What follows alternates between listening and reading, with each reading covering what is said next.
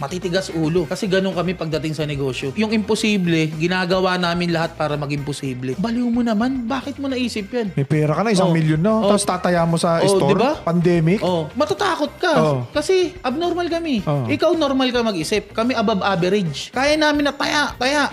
Tumatama. Pak. O katulad nito. Sino mag-iisip na from 10,000, magkakaroon ka ng 5 branches? Magkakaroon ka ng sariling warehouse? Makakabili ka ng kotse? Makakabili ka ng gusto mong motor? Sino mag-aakala ng 10,000? Kahit ako minsan hindi sumagi sa isip ko yun eh. Naaabot sa ganito, ito yung resulta. Ini-enjoy ko na lang siya ngayon. Lahat ng tao, pwede nilang makuha ang pangarap nila sa buhay nila. Nasa desire mo lang talaga. Desire. Kung anong pipiliin mo, nasa iyo yan. Laging nasa tao. Walang ibang makakapagdikta niya kundi ikaw. Kung itong gusto mo mangyari sa buhay mo, yan yung mangyari. Kung ito yung mangyari. May control tayo sa buhay natin. Tayo ang may control.